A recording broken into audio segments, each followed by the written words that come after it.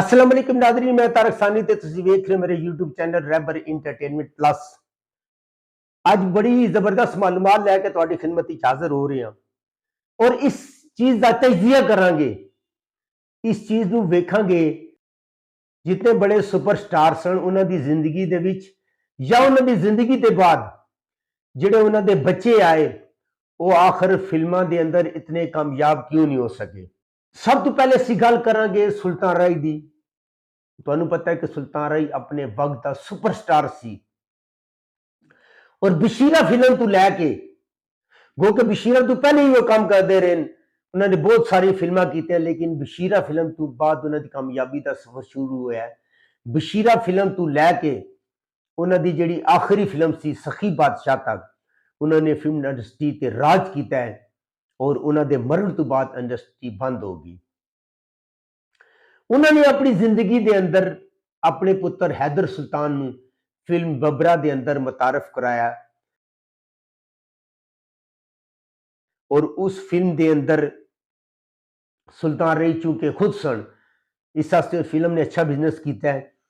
उस तो बाद जितनी तकरीबन फिल्मां आई हैदर सुल्तान दियां, उस फिल्म के अंदर सुल्तान राय साहब मौजूद होने सन, जिसकी वजह तो उन्होंने अच्छा बिजनेस किया है।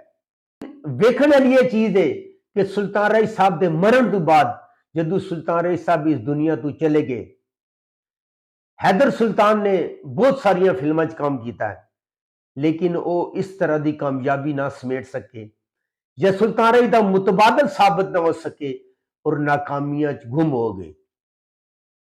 हैदर सुल्तान साहब आज भी काम कर रहे, लेकिन उस तरह की कामयाबी जिस तरह का राय साहब का एक टैका सी या राय साहब का इंडस्ट्री रोल सी, उस तरह का रोल वो प्ले नहीं कर सके। उस बाद दूसरे नंबर पे मुस्तफा कुरैशी फिल्म इंडस्ट्री के सुपरस्टार विलन सन। सुल्तान राय अंजुमन मुस्तफा कुरैशी तो बगैर फिल्म बनाने का तस्वर नहीं सी।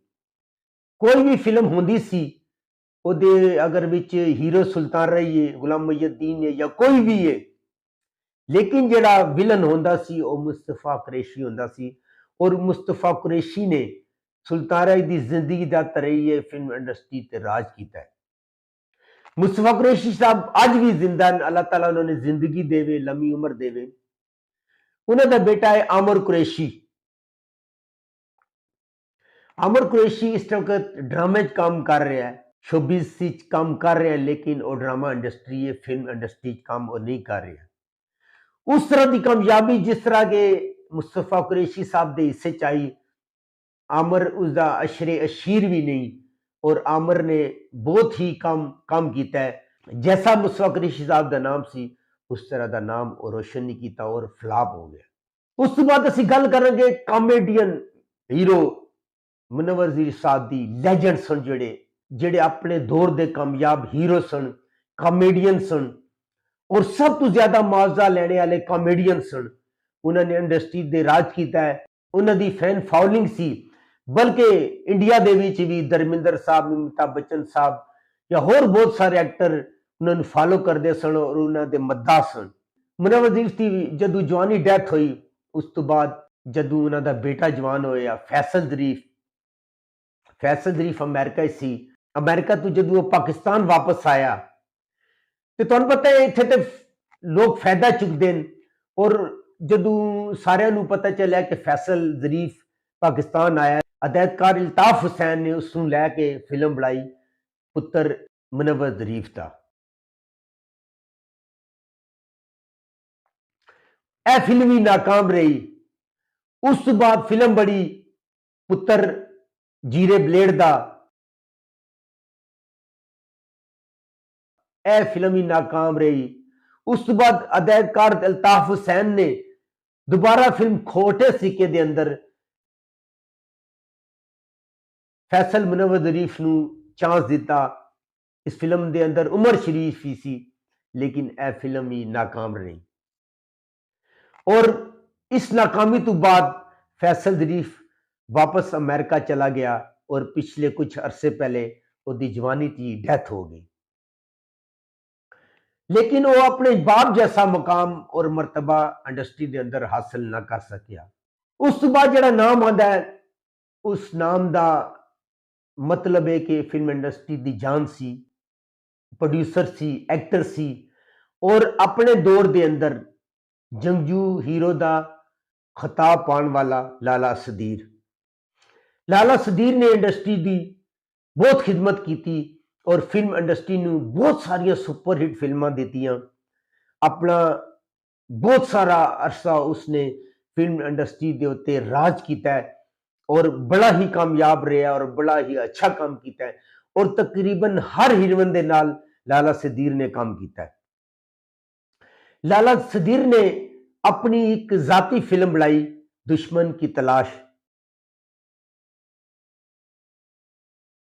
और इस फिल्म के अंदर बहुत सारे सुपरस्टार सन उस दौर के और लाला सदीर ने अपने बेटे जमान खान को इस फिल्म के अंदर चांस दिता और खुदा का करना यह होया कि वह फिल्म भी नाकाम हो गई तो जमान खान भी नाकाम हो गया। उस तो बाद किसी फिल्म के अंदर उसनों नहीं वेख्या गया। उस तो बाद असी गल करते हैं गुलाम मुहिउद्दीन। गुलाम मुहिउद्दीन पंजाबी फिल्मां दे बहुत कामयाब सी। बहुत सारिया उर्दू फिल्मां के अंदर भी गुलाम मुहिउद्दीन ने काम किया है और काफ़ी इंडस्ट्री को फिल्मां दी और काफ़ी अरसा इंडस्ट्री के अंदर इन रहा है और बहुत सारिया सुपर हिट फिल्मां वो काम करता रहा और सुल्तान राही के नाल उन्होंने बहुत सारिया सुपर हिट फिल्मां दी।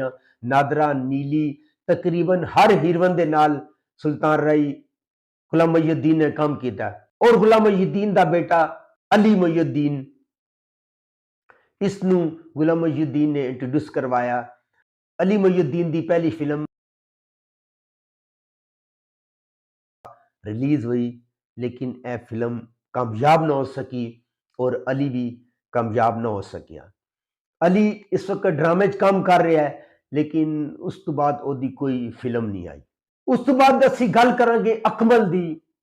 अपने दौर का सुपरस्टार, अपने दौर का बहुत कामयाब हीरो, बड़िया अच्छिया इंडस्ट्री में उसने फिल्मां दित्तियां और बहुत सारिया कामयाब फिल्मां उसने दित्तियां और अपने मरण तक गो के अकमल भी बड़ी अर्ली स्टेज पे यानी कि जवानी की तकरीबन उम्र सी जिस दे विच उसने वफात पाई और अकमल दियां फिल्मां कामयाब फिल्मां जिहड़ियां परिया मेला, मलंगी और इस तरह दियां बहुत सारिया सुपर हिट फिल्मां उसने इंडस्ट्री नूं दित्तियां। जदों उन्हां दा पुत्तर शहबाज अकमल फिल्मां च आया, शहबाज अकमल की जिहड़ी पहली फिल्म सी 1984 वो फिल्म सी दे अंदर सुल्तान राही भी सी। इस दे बावजूद यह फिल्म कामयाब ना हो सकी क्योंकि उस तो बाद शहबाज अकमल दी चंद फिल्मां कामयाब भी हुई जिन्हें शिकरा सरे फहरिस्त थे और काफ़ी सारिया फिल्मां शहबाज अकमल दियां कामयाब भी हुई लेकिन शहबाज अकमल वो कामयाबी हासिल ना कर सकते, वो कामयाबी हासिल ना कर सके जिहड़ी कामयाबी उन्हां दे वालिद अकमल मरूम दे हिस्से च आई। अकमल एक वर्सटाइल फनकार सन, उन्होंने बड़ा अच्छा काम किया सी लेकिन शहबाज अकमल उस तरह का काम ना कर सकिया। हालांकि शहबाज अकमल को बड़े बड़े अच्छे एक्टरों के नाल काम करने का मौका मिले लेकिन शहबाज अकमल साहब उस तरह का काम ना कर सके और गुमनामियां दे अंदर चले गए। आजकल यूट्यूब तो माशाल्लाह छाए हुए यूट्यूब पे भी काम कर रहे लेकिन फिल्म इंडस्ट्री चो मौजूद नहीं है। उस तो बाद नाज़रीन गल करांगे रंगीला दी। रंगीला अपने वक्त का सुपरस्टार सी और रंगीला साहब के बारे च सी कि अपने वो कोई इतने कामयाब सन कि नोट बोरियां दे विच भर के लियाते सन। महलनुमा मकान सन, फिर जवाल आया, उस तो बाद उन्होंने इंडस्ट्री फिर दोबारा इन किया। उन्होंने अपने पुत्र सुलेमान रंगीला नूं फिल्म खूबसूरत शैतान के अंदर मुतारफ कराया।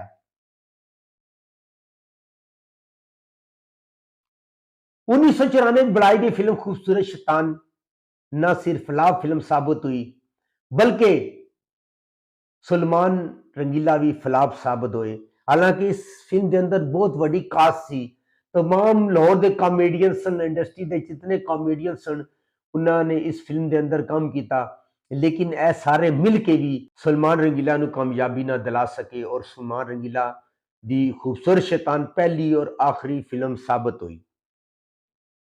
नाज़रीन उस तो बाद अगर असीं गल करिए आसिफ खान की आसिफ खान ने अपने दौर राज किया है, इंडस्ट्री में बड़ी अच्छी फिल्मां दी, सोलो हीरो भी आए, साइड हीरो भी आए और बड़िया अच्छी और बड़िया जबरदस्त इंडस्ट्री दी जो बेटे है अरबाज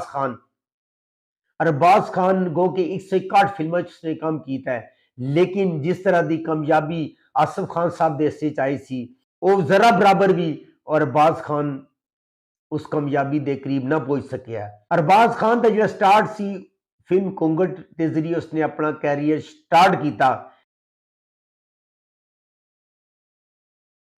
पर उस तो बाद जो मुकाम आसिफ खान साहब का सी वो अरबाज खान को नहीं मिल सकिया। उस तो बाद दिलबर मुनीर साहब जेड़ा एक यंग हीरो सी वो बदर मुनीर साहब का बेटा सी। बदर मुनीर साहब ने इंडस्ट्री के अंदर बहुत काम किया और सुपरस्टार पंजाबी फिल्मों का अगर सुपरस्टार सुल्तान राय सी ते पछतो फिल्मों का सुपरस्टार बदर मुनीर सी।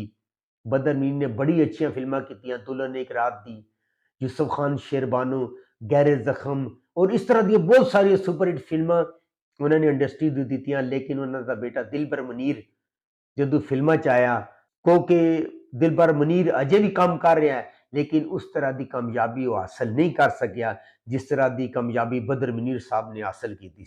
नाज़रीन, तो अगर मेरी मालूमात अच्छी लगी है मेरे चैनल को लाइक करो, सब्सक्राइब करो, शेयर करो ते प्यारा जिहा कमेंट सिक्का दिया करो ताकि मेरी हौसला अफजाई हो सके। ते नेक्स्ट वीडियो तक रब राखा।